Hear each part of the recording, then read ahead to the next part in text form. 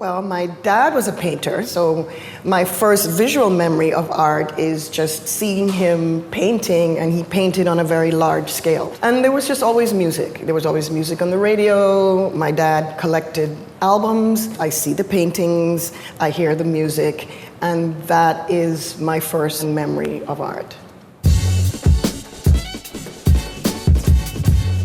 Welcome to Colored Criticism. I'm Tiffany Bradley. Today we're celebrating the 38th anniversary of DanceAfrica, and we'll be looking at African dance traditions from Brooklyn to Brazil.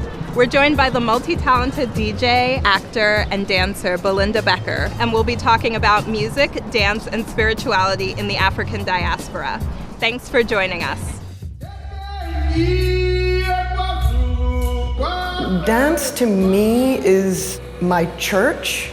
When I feel stressed or I'm happy, I want to celebrate, I want to mourn, I want my community, I go and I dance. I hear music in everything. You know, I listen to the train when I'm waiting for the train, and I hear the rhythm as it comes in on the track, and I'm like, oh, that's an awesome beat there.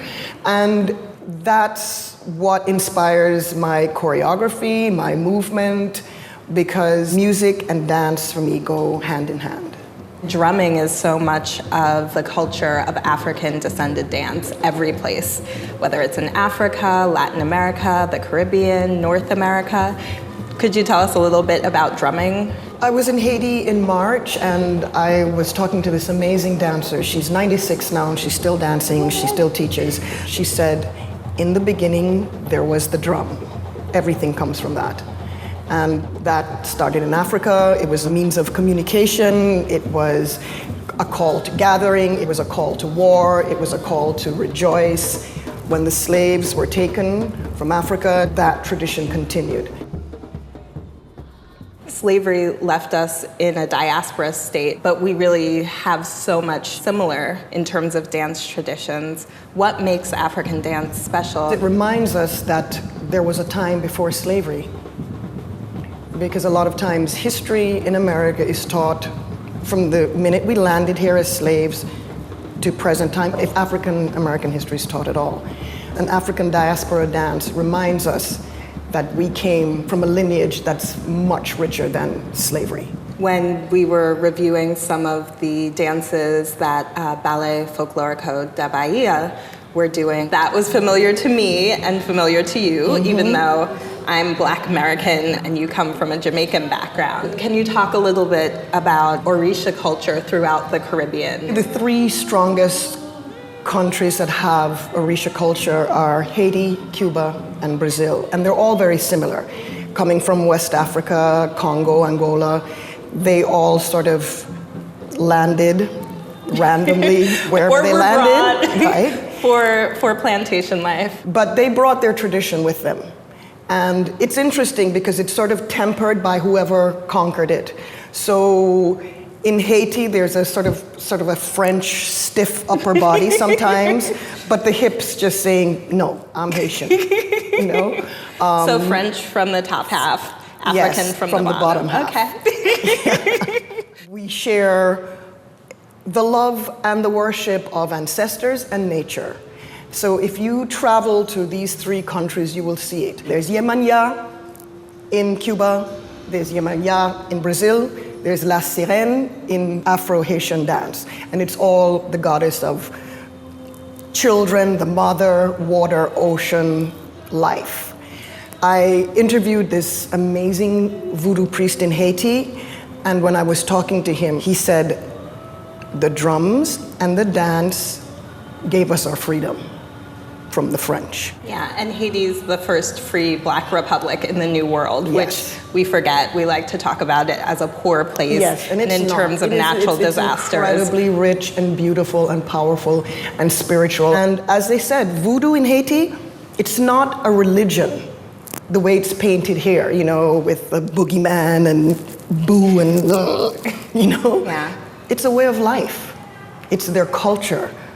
So let's talk a little bit about voodoo, because in American culture, it very much is like this dark art that we should all be afraid of. Our first Black Disney princess, Tiana.